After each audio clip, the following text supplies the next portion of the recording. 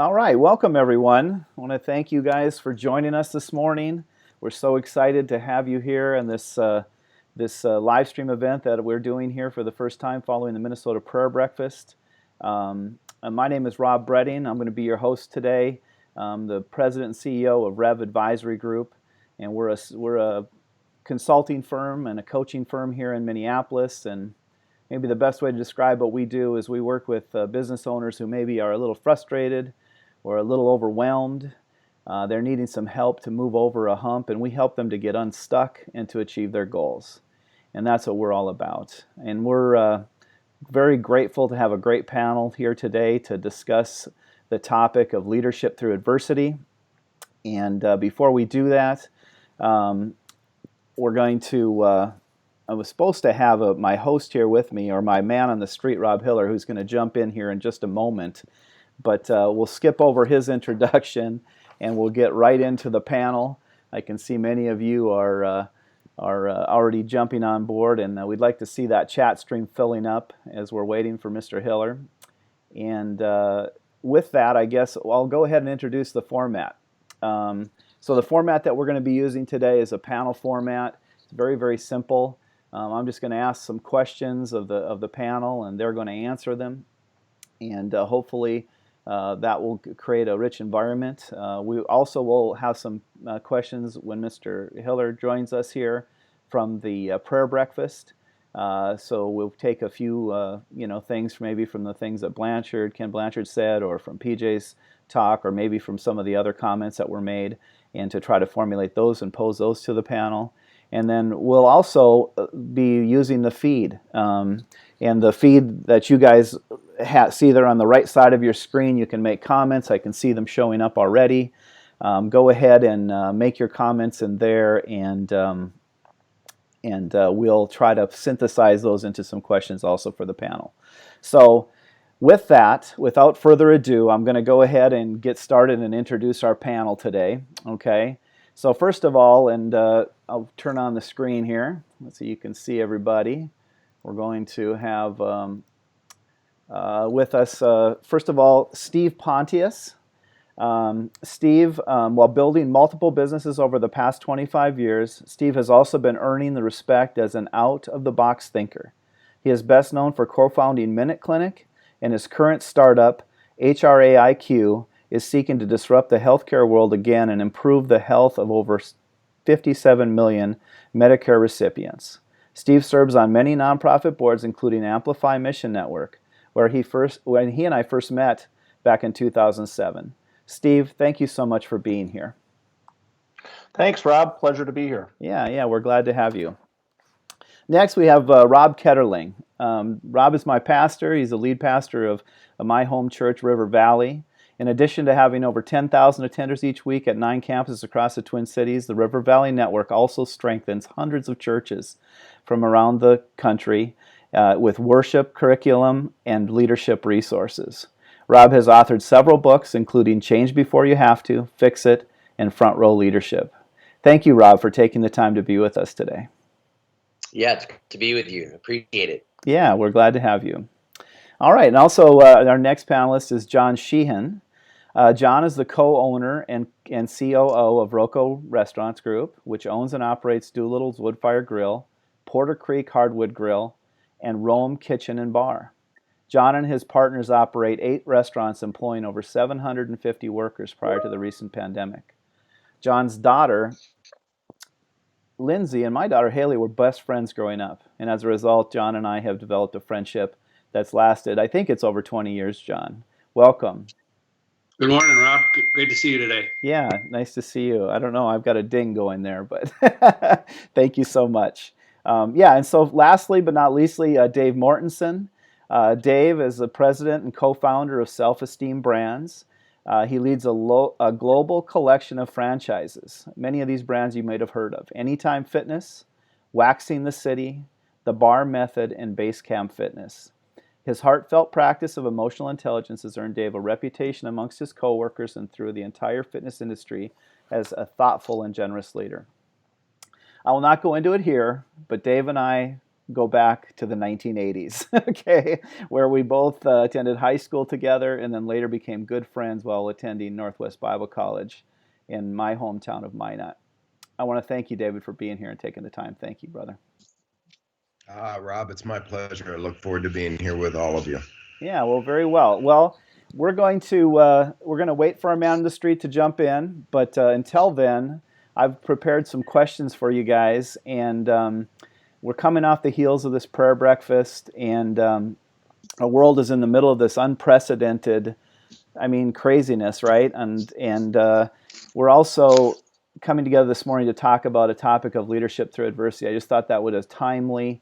And that people would enjoy and be encouraged from hearing from leaders like you guys, who your respective sectors have been impacted greatly. And I also know that you're all very optimistic, very strong leaders. And so this first question is for all of you. And John, since you're in the upper left of my screen, why don't we go? You'll have you start off. But the question is this.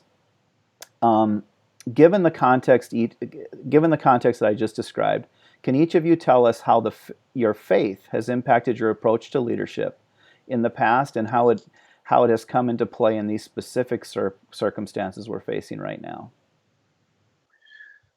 Well, thank you, Rob. Yes, I would say that during this event crisis, the whole virus event.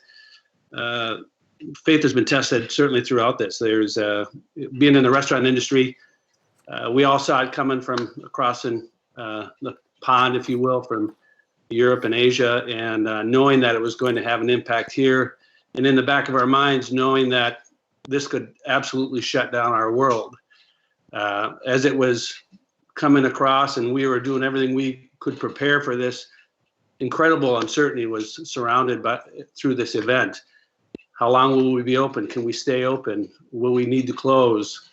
And many, many questions of uncertainty, and through it all, it became pretty clear from the beginning that there would be a lot of questions and many different paths to go on this, but God has prepared us many, many times for different things. And I think more than ever, it's time to trust in the Lord, to have faith that He has prepared us the best He can for this, that this will be a challenge for us. And through that preparation and through His hand, we're going to find a way out of this and make the best that we can out of it. So it's been quite a ride, and there's a lot left to it for us in the restaurant industry and hospitality, but God has been there for us in the past, and I'm quite confident He's with us now. Right. Dave, you want to share? Yeah, I would love to, Rob. I've been commonly known to be a person who leads with a word called love. And it's a word that's so underutilized in the business world, but I believe in leadership, it's a must. God's love and the way He's filled my heart over the years and continues to guide and support me has helped me lead in a way that is gives a presence of safety, a presence of comfort. And as we know in COVID today and what's been going on, we've had to make tough decisions as leaders. We've had to let comrades go or lay off or go into furloughs. And these are tough decisions and times that we've had to make. But if you lead with love and God's guidance, it's amazing how we can work through the adversities and show that there's a positive end on the other side. Listen, what God teaches us each and every day, we have to understand that these are lessons. They're not lessons of what He's provided. It's the lessons we learn through these adversities and the guidance that He gives amongst us. And if we continue to lead with that guidance as God guides us, it becomes prevalent in everyday interactions with the people that we serve. Thank you, David. Yeah. Amen. Steve? For me, what has continued to, I think in situations like this, you think about what comes to your heart and what comes to your mind. And the term that has continually been put upon me through prayer time and through reflection is uncertainty. And in uncertain times, as a leader, part of the problem with being a leader is a lot of people want to be a leader until you're the leader, because, and I tell this story all the time, you don't get to turn to your left and say, hey, what should we do? Everyone looks to you and says, okay, here's the problem. What do you want to do? And you have to make that decision. And so in the startup world, for example, you don't have any of the answers. You have to, as a team, figure those out. And as the leader of that, you have to be positive, and you have to be able to share your concerns and unknowns with somebody. For me, it has been my time of reflection with God, usually in the mornings, where I sit down and think about what are the choices and the challenges of the day and the week and the month ahead, so that when I'm with our team and our management team, we can talk specifically about what those answers are. And I can show my true colors of, I'm really afraid about this, or I'm really concerned about having to let people go or put people on furlough. How are we going to do that in a way that works for the employee and for the company as well? So I think the important thing here is, as we get into these situations, that you take extra time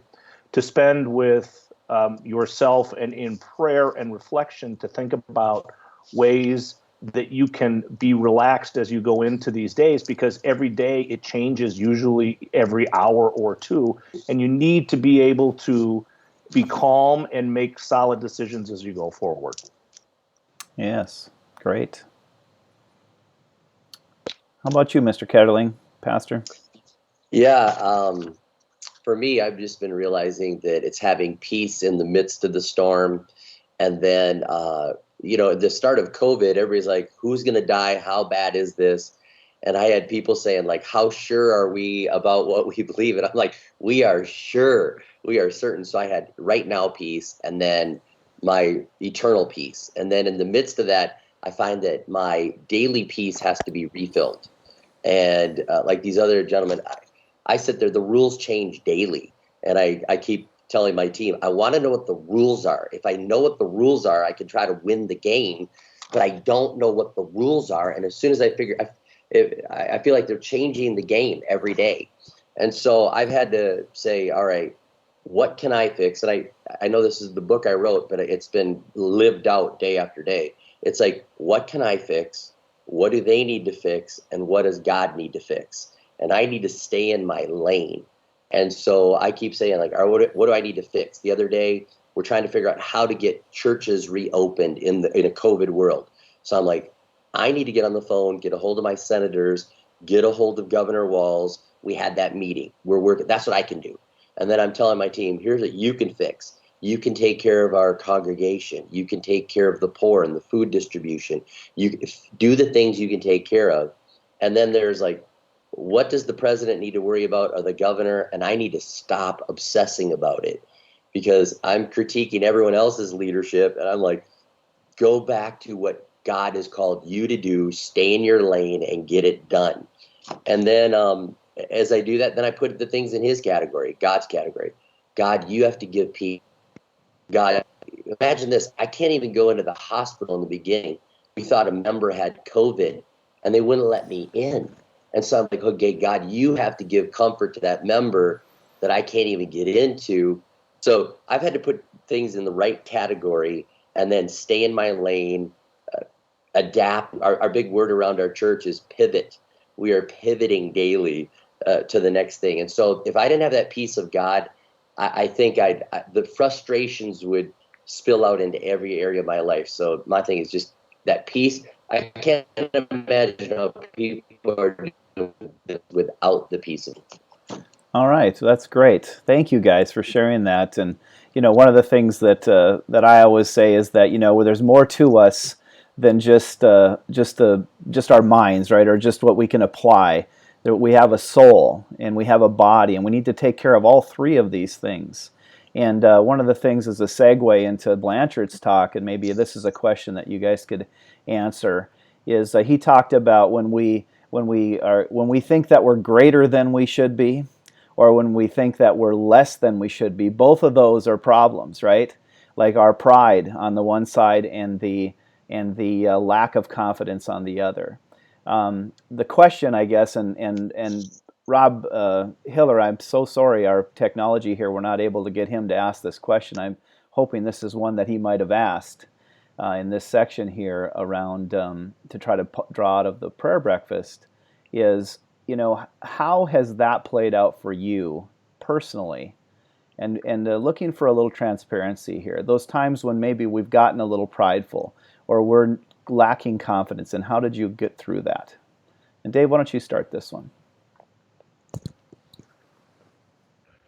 Yeah, I'd love to, Rob. Pride and I don't call it pride, I call it ego, and ego gets in the way every day with all of us, right? We've been put in positions of leadership, and at times we tend to believe, and Rob, you did a great job of explaining how we get out of our lanes really quick as leaders, because we do believe sometimes we are the fix-it-to-all. And it's amazing how sometimes we allow our egos to get in our own way and don't become the humble selves. And for me, it's been leading with vulnerability over the years and really understanding, showing candor and being able to show my own personal mistakes to allow others to show their mistakes. And during this adversity in time, we have to check our egos in place. And it's been, I'll say through this COVID time, even Rob, it's been even more interesting to watch people really show their true selves, because you are on calls and you've got your cat jumping on your computer and you got kids running behind you in the midst of trying to do things through the businesses or what you are currently serving. And you've had to learn what I call perspective and self-perspective on where you are in life. And I'll tell you, it's been amazing how that can happen. But even worse, some people who are living in that half glass empty, where all they're seeing is the adversity and the challenges, and I call it the barriers or the roadblocks ahead of us.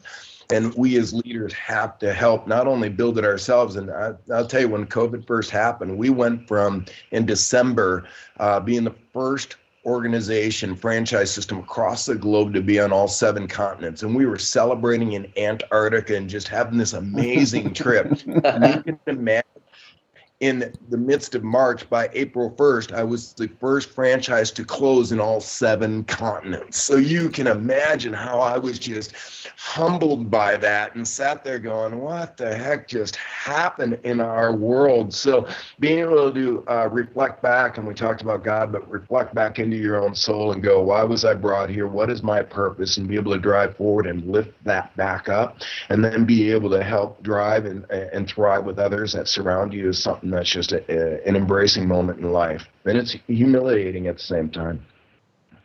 Yeah. Anybody want to add anything? I'll jump in. I think all of us who have started organizations, if you're not humbled, you will be humbled very quickly. I think it's very easy to think in our current, I can just speak for what we're currently doing, there's a huge potential of customers, over 57 million of them. Chances are we're going to do well really quick. Well, it's been 5 years and we're still climbing up the mountain. And it is because the path is different. The vision of the path of where we think we're going to go and what really ends up happening changes, because it changes. COVID or not, it just changes, because our view might be different than the customer's view or the client's view, or something may happen like a pandemic. I mean, I think it's really humbling to sit back and say, I'm not that good. I'm hardworking and I try, and I think persistence is what wins here. I think we would all agree that at the end of this, who's ever left standing is going to win. Define win however you want. The fact of the matter is, you got to figure out how to get to the end. And I think, to Rob's point, when the rules change all the time, you sit back and go, okay, I'm going down this path now because this will get me to the end, and then it changes because something happens, and then you got to revamp and go again. So being nimble and being able to look at your people and say, I don't know. I don't have the answer, guys. We're going to have to work together to figure this out. And if we hit a roadblock, then we're going to have to agree that we need to turn left. I think being nimble is super, super important. And I think being totally humble, because nobody has the answers. Our leaders don't have the answers. If you've watched any of those press conferences, they change daily or weekly. So you don't get the rules to the game. And if you do, the rules are ripped up and then you got to start over again. So it's super, super hard. And because we don't have that, being able to admit that to your team helps tremendously to allow them to speak their own minds. And I think, I think David's piece was great. If you're honest with your team will be honest with you. And that's shortcomings and successes and everything in between. Amen to that. The more transparent we are, the more likely it is that we're going to get some good creative stuff from our team, and teamwork will happen. Anybody else want to jump in on that one? Yeah, I would jump in a little bit on it to just agree with both David and Steve.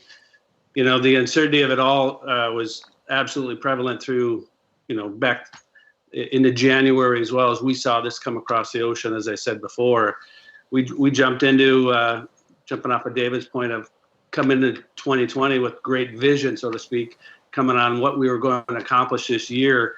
And lo and behold, that all went down the tank pretty quick.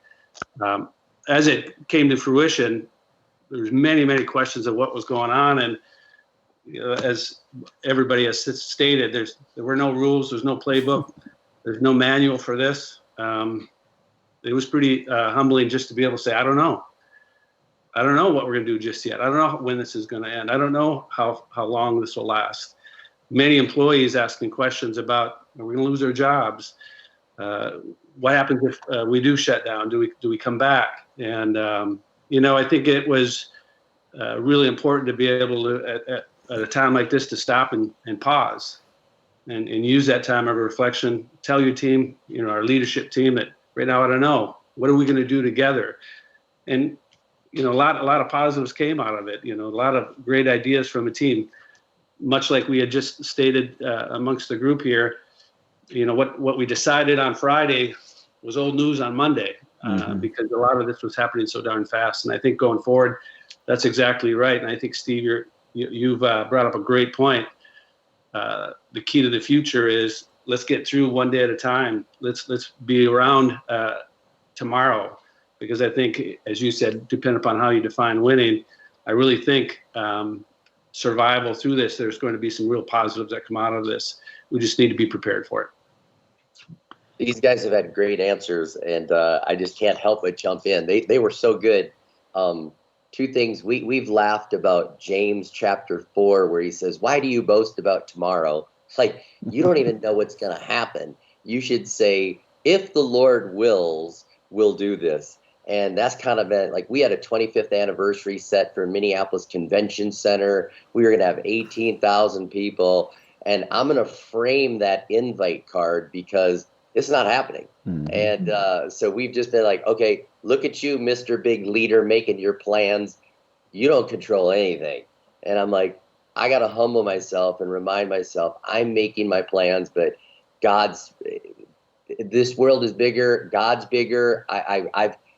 I thought I controlled my destiny, and I control my attitude. I control my responses. I control a lot of things. I can have vision, but ultimately I've got to take it down a notch and humble myself. And then for those that aren't thinking much of themselves, I've had to go to some staff and some people in the church like, come on, stir up the gift that's in you. There's more in you. Don't be defeated. So some of us in leadership are having to remember not in charge, ultimately. And then those of us that are on our teams, I'm pushing like, come on, do not develop bad habits in this lockdown. Stay sharp, stay strong, stir up what's in you and make something happen that you can. Control this little bit, but do it, go. So both sides of it for me. Great. That's great. Great discussion. And we'll stay on this theme of kind of personal leadership here for a moment before we move into some other things. But I wanted to ask you guys, as we've been dealing with this pandemic, you personally and in your organization, Can you share how the crisis has revealed or elevated key leadership attributes and skills necessary to function in the kind of uncertainty this crisis brought? Now, you guys have already touched on a few, but let's just expand on that a little bit about, what's kind of risen to the top is important. I've heard humility, I've heard tenacity. What are some others? Steve, maybe you want to kick us off on this one? Sure. For us, our business model is going to Medicare patients' homes and performing services for them there. So when COVID hit, we're done. Our business model doesn't work. That's so you can't risk the health of the patient nor the clinician that is there. So immediately we had to make a 90-degree turn to how do we then continue to see. So things that came to the forefront were we went straight into telehealth, and we dove in immediately with telehealth and video health. How do we do that operationally? How do we do that? How do we gear our people? Those kind of things. So being able to have vision of what's coming and being able to change quickly, adopting to what the rules are today and knowing those aren't necessarily the rules for tomorrow. So being able to be flexible about how you're doing it, because I think across the board, if we sat down and we could probably spend 3 hours talking about what do you think the changes that are going to come when the pandemic's over, in all aspects, in healthcare, in food delivery, in are we ever going to shake hands again? When is the next time you're going to feel comfortable getting on a flight or going to a game or a concert? I think there's all kinds of things that are just still out there. So being able to be flexible and being able to change, and most of all, I think, Rob has gone into this a little bit. It's kind of pushing your people to think differently, right? If you're, our operations guy, our tech guy went from a guy who monitors kind of how the internet works to you got to figure out video and you got 48 hours. So figure out what we need to do, what equipment we have to get, how do we have to set that up. And what's great about that is your employees, when forced, because of something like this, it challenges them to think differently and expands their ability to help. And then they grow confidence going, wow, I actually did that. And those kind of pieces are what drive organizations to grow quicker and stronger, because people get asked to do other things. And when they get there, they realize that they have more ability than they have. So I think it's kind of a long laundry list of where you go. Great. I can definitely jump in here, Rob. I've got 3 areas that I've seen just kind of transform during this time that I think many of us are leaning on, but have we put light to it? The one that we're all receiving is the one we see right now.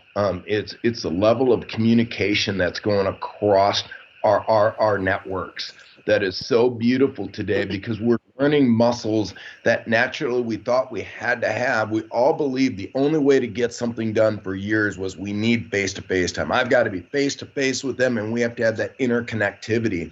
And we're finding, communication is a lot more than that personal face time. It's actually these muscles we're learning better, and it's called listening. It's called just sitting back and absorbing the information that's coming in and taking the time to really hear out the person that's to your right and to your left, and then being able to communicate that back out and make sure that the network is well understood of what's going on. So our ability to bring communication to our organization is so important. The second was and I talked a little bit about it, was really learning perspective or perception in individual lives. We're sitting here today and we're all in our homes or wherever we are having our times. And it's funny how many times many of us, especially in leader positions, where I may be on a call with a franchisee who's looking at me going, Dave, I don't know how I'm going to make it tomorrow. and coaching through that. And these are tough conversations we're having. I can't imagine what Rob K might be having in conversations, or Steve or John. All of us are having these individual moments with people in our lives. And then we'll walk downstairs, and with 5 kids, I've got 2 of them fighting about who's going to do the dishes. Now, at one point, you as a parent want to look at them and say, are you joking me? This is what you're arguing about? Or you're worried about not being able to go to prom? Come on, are you kidding me? But at that moment in time, you learn perspective, and you learn, you know what? You have to meet people where they are in their journey. And this is being a learned muscle. So all of a sudden, you have a deeper level of empathy for people that has just been beautifully shown. And I think that's something that we're a muscle that is really starting to grow within us, because we are being forced to see it in so many variations sitting in our own home. And then the third thing is really personal responsibility is coming to light. It is so beautiful, because so many times when we're in big teams, we mask ourselves with others around us, and we forget what it's like to have personal responsibility in the roles that we serve. But when you are at home and you have a task and you have things you have to be accountable for, you become very personally responsible for them. And you know what? No longer can you lean onto the left or the right, which is a beautiful capability of having, but having the personal responsibility to take ownership in things is bringing a light. I think our teams today are more productive than they've been in years in this trial and times. And I'll bet most good leaders are saying the same thing, that, wow, I just am amazed with how my team has stepped up. And that's because we're seeing personal responsibility from each individual that's involved in your organization. So just some reflective things that I've noticed. Good. Anybody want to add to those folks? Yeah, I would jump in as well, and I think Steve touched on it a little bit, but especially in our business, in restaurants, adaptability has been absolutely key. As we have gone through the event, and we're still in it, we elected to shut down 8 of our restaurants and go into hibernation. Scary time, lots of questions. How will we maintain what it'll look like when we come out of this? And even in the shutdown, but now as we are starting to start up these restaurants this week, for starting with takeout and then into our dining rooms and patios as it is, the adaptability of all the management team has never been more necessary than now. Even look at this meeting. This will be my first time on a Microsoft Net meeting. We've implemented Zoom.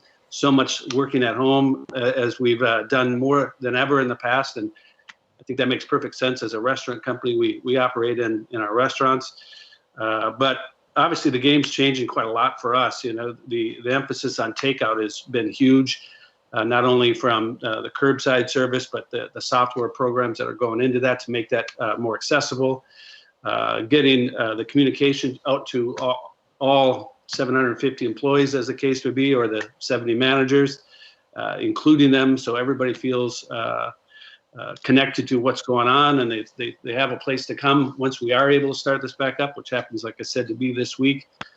I think in a time of uncertainty, those who can adapt to what's going on around them and adapt quickly, I think makes a difference, not only in what it'll look like when we come out of this, but holding together the core people that help you get to where you are.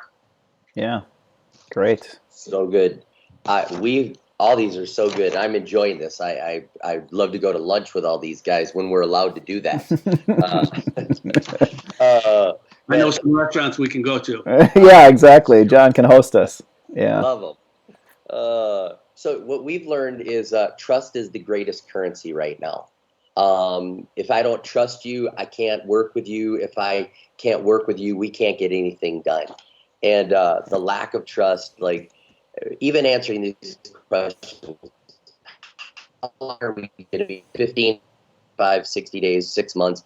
Yeah, I mean, how many people would this affect? That number has changed. All this affects lack of trust. How about me, my business, my church? And so we found that trust has become our currency. And I had to tell my team the other day, second guess your second guessing. Take a negative, double guess it, so 2 negatives become a positive. I said, you got to give me the benefit of the doubt. You got to give leadership the benefit of the doubt. Without the currency of trust, we can't make it. And I found this, that we've said our yeses have to be yes, our nos have to be no. And then if we change, we've got to explain why we've changed. Okay, so that communication. Another thing we've said, you can't angle data, because we all have access to data.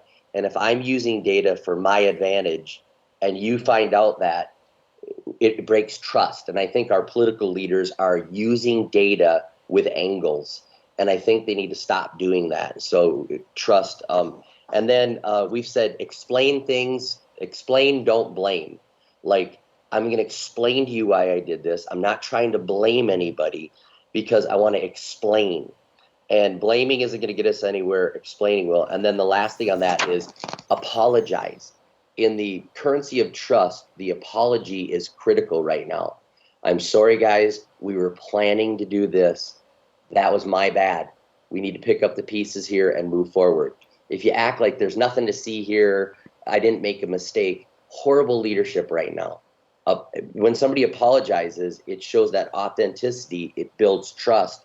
And so we're saying, if you make a mistake, apologize, so that we can reconnect with trust and then solve the problem together. So that's what we've seen. Trust is the currency right now that we've got to trade on. And if we can't trade on trust, we're in big trouble. That's great. That's great. Thank you, guys. Those are great. And I was thinking too, this, we're all, when there's no millennials on this panel today, right? A little bit older than that, and the autocratic style that maybe we grew up on doesn't function very well in this environment. I think I hear that kind of coming out as well, is we have to have an engaged team so that we're not worried, Rob, to your point about trust. What is that person doing and their kid, at their house today? Are they productive? It's really more about, are they engaged in such a way that they are feeling the same way I'm feeling about moving this organization forward. And I hear you guys saying that that's happening, and I think that's a testament to your organizations. That's not going to be true in every organization, and so the next question that I had was, now that we are seemingly entering a recovery, and John's mentioning opening restaurants, I am so excited, John, because I love to go out to eat, okay? It's one of my favorite things. And as we're going into what let's call it a recovery or an emergence from this craziness, how do you envision that changing? And what are some of the pitfalls that maybe you see as we transition now from this kind of lockdown state into an opening back up? And Rob, why don't you start us off on this one? Yeah, I just met with the governor yesterday on a Zoom call, and we were talking about how we're going to worship again. And it's like we're a touchless worship experience, which just seems so foreign to me. I shake people's hands. I hug people that are hurting. We lay hands on people to pray for them. We hand them communion. And so we're trying to figure out, how will a touchless worship experience take place, but a together worship experience. We're talking about sanitizing. We're talking about just social distancing. So for us, we're trying to figure out all the ways that it's going to affect us, but we want to get back together. And then on top of that, we have people that don't believe this. They're like, it's not as bad. It's like the flu. And data would say that we're figuring out that a lot more people are infected. We might be able to get back to work quicker. Then I have people that are shut in, that will not leave their home, that are healthy, that are in their 20s, that are living in fear that they may die. So I have my mom, who's 77, who wants to hug everybody. And she's like, I'm not going to die afraid. She goes, if I get COVID, I'm fine I know where I'm going. I'm not dying afraid. And then I've got a 20-year-old. So all this is changing it right now. And I think we're going to have to phase through this. And I just want to know which phase we're in right now. I think we're in phase 5. There's 10 more to come. And what's going to be a problem is when people are still in phase 3 and other people are in phase 8, and the conflict that's going to happen. We'll have to figure out how that's going to work out. Okay. Yeah. Good insight. What do other guys think? I'll jump in and talk a little bit about healthcare. Healthcare in general has changed forever, right? I mean, and there are a million things that are going to happen, and I wish I knew them all now, but you just don't. For example, a good example is if there's 90 days before any doctors are really seeing patients in their practices, how are you going to fit all those in 6 months? Plus the people that were signed up for the 6 months, right? You're going to have a real problem of trying to prioritize who you see and who you don't. In our world, in the Medicare and senior populations, those are the population that are most susceptible to COVID-19. You're certainly not going to want those patients coming to the hospital or the clinic. So how do you care for them? I mean, those are just simple tasks of what does that look like? I think what we've proven is, and what we will continue to prove, that telehealth and video health work, and those horses are out of the barn, and you will see more and more of that. Certainly rurally, you'll see that. In the past, the CDC and Medicare have kind of been, we're not really sure about that and how good that is. I think the good part about what things like pandemics and the good that comes out of those is it forces us to rethink the way we do what we do. And so it offers opportunities if you're open to making changes and being flexible around what that is. So, how do you do that? And I think there's a whole bunch of changes that we'll see, certainly within healthcare. And how does it work? How do you if I walk every morning and I walk by an auto repair shop that you have to sit in your car and call them when you get into the parking lot. Is that how healthcare is going to work? Those are all kinds of real questions that we're going to have to figure out what social distancing, how that works as well. And it's just a really interesting time that I was telling, we've got 4 kids, and I was telling one of my sons the other day, you are going to tell your kids about what life was like before this, and they're going to go, wait a minute, you guys, what? Mm-hmm. You went to McDonald's and they had a playland? Like you ran around in that thing? That's what you guys did. I'm not sure that's what it is, but it'll be things like that we as older people have gone through. When it used to be this way, right? When you used to sit through a television show because you were too lazy to get up, and everyone would argue about who's going to get up and change the channel, for example. I mean, all of those are real, and those changes will actually be coming, and being able to have front end thought about what that is and how you can position yourself. In John's world, how does takeout work, right? Because takeout's going to be a real thing going forward. At least my opinion of that is, because we've proven that that's a good thing and it works, and people will come. How do you do that? I don't know, but those are real questions that John and his team are going to have to ask. Robb as well, for how do you do touchless? And certainly the workout world is going to be different. I don't know what that means, but it's certainly going to be different. And so I think we all have to put our minds and our teams around, let's imagine a world that is X, and what does that look like? I don't think we have to have the answers today, but we at least have to be thinking about how we do that. Great. Yeah, John, I want you to figure out how we can get the food to taste as good in my house as it does when I sit in your restaurant. For some reason, it just diminishes on the way home to me. So. We will certainly put that on our task list. I think both Dave and Steve really touched on key points that are a sledgehammer in the face. We are in the hospitality business. We want you to come into our restaurants. That's what we do. We do 97% of our business in the restaurants, in our patios.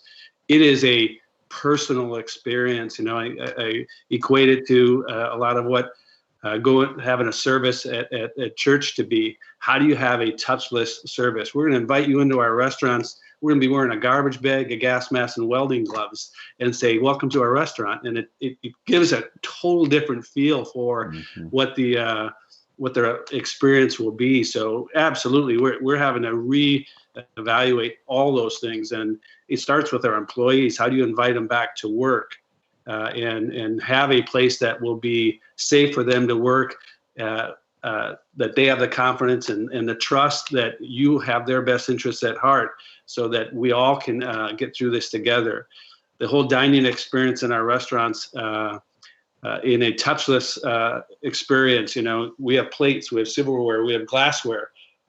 You cannot consume without touching any of those. And so the importance on sanitation, the importance on communication, the importance on making sure that we're doing everything we can to prevent any type of illness for anybody. And we've had to deal with that for years, obviously, but it has never, ever been to the level of scrutiny that we're looking at right now, and personally that we're committed to it as well. So the challenges to us are far greater than just the takeout. We can't survive without having our dining rooms open. We can't survive without having our patios open. We need those revenues and those revenue generators in order to maintain the current model. But clearly, we're going to have to change. You know, our takeout is not only being looked at as to what we can sell from what we have, but what other retail opportunities are there out there? What else can we include as value-added shopping at our restaurants in order to expand our footprint as well? So, yeah, it's without a doubt a challenge, and it's really changing the industry as it is. But I think those challenges are in front of us, and we've got a great team to get on top of that. So it'll be interesting to see how it comes. John, I'm a firm believer that your restaurants are going to be full again. So let's be frank. There isn't a person sitting on this call that can't wait to get out and have some social time at a restaurant and enjoy the foods and enjoy the community and just doing something outside of their home. So, you know, I believe the real question is this: how long are we going to live in fear? That is the question we have, but let's define what fear is. Fear is really simple. It's false evidence appearing real. That is truly what fear is. It's an acronym that everyone should understand, and they should write it down, and they should really start to deeply understand what false evidence are we seeing today that's becoming real in our lives today. And every one of our businesses and our social interactions are being impacted today. So the answer to everyone's question is none of us really know until the evidence of a reality comes forward, and it's slowly but surely going to happen, and we got to allow this to happen in phases. The exciting part in my industry is really simple. Exercise is more prevalent and more important than ever in people's lives, but it's more than just because of the workout. It's leaning us into a phase of thinking about our lives in all aspects of health. Right? So walking into a gym and actually bringing it to a more cleanlier environment, a more safer environment for consumers to come in and feel like they're a part of a healthy community versus just an exercise community gives me goosebumps to enhance. It's an opportunity we have not to just meet our consumers inside of our four walls of our businesses, but really connect with them outside of our four walls. So the ability for us to be able to deliver on these experiences, not just inside our business, but outside our business, has really enhanced across the fitness realm through live streaming, through social connecting, you name it. There's so many variables in the virtual world that we can bring fitness to people's lives outside the 2 hours they might spend it inside of a gym. In my hair removal business with Wax in the City personal care space, people can't wait to get back to that. That's back to that false evidence appearing real. You could read things right now that would be considered a medium risk business today because there is hand-to-hand relationship going on through waxing services, hair removal, laying the hands in church. all of these things today. What does that mean? But does that mean you can't lay hands with a glove on? Absolutely not, because the Spirit comes through everything. There's nothing that's going to hold that back. Same thing in delivering the services of your business, but we don't even know if that's false evidence yet. So this will be a phasal removal, and at some point when we move out of our fear phase, we're going to really find out what our new normals are. And I think there's going to be new changes inside of our businesses, but not to the impact that we're living in today, because right now all we see is the fear that's in front of us. So that'll change over time. Wow, those were really good insights, you guys. I love the optimism in moving forward in this time of transition now into recovery. And one of the questions that I had asked folks to kind of let me know ahead of time, and I'm trying to look at the stream here, was this idea of the Stockholm Principle out of Colin's book, Good to Great, where he talks about this idea of dealing with the brutal facts, right, in reality. And I heard you guys saying that, and Steve's optimism of what are the opportunities that are there, so we can not from a business greed perspective, but a perspective of what is business in the business of doing? It's solving problems, and what are these problems that we can help solve in a different way? So thank you guys. That was really, really good. And I'm looking at the clock, and we are just about out of time. Let's just wrap up with not the question that I thought I would, but maybe a little bit different one. And that is, this comes out of the stream a little bit here. At REV, we talk about the whole leader, okay, mind, body, soul, which you guys all represent here. But we also talk about 4 dimensions of life. We talk about work, family, community, and ourselves. And I think I'll try to pose this in a question, but the question out of the feed was, how has this changed your perspective on those 4 dimensions of your people and yourself maybe, and those that you lead, and how you approach that in engaging them in your organization, in your business, or in your in your organization, to encompass and kind of be aware of and take care of all 4 of those areas. How has your perspective changed in those areas, or maybe how has it been and how is it changing? And we'll end with that question. And any of you can just grab on that one.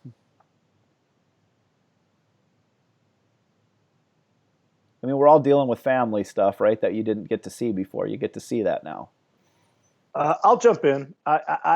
Here's what I'll say to those that have kids at home doing learning. I would really struggle with that. I think that is, God bless all of you for the patience that takes. In fact, I was telling my wife the other day, she said, so what do you think it would be like for you to be working at home and having the kids home doing learning? I said, well, I'd walk to St. Cloud and back every day. That would be my exercise for the day. I think that's really challenging. So God bless you all for all that you're doing there. For me, the interesting perspective of this is that what this has forced, I think, all of us to do is slow down.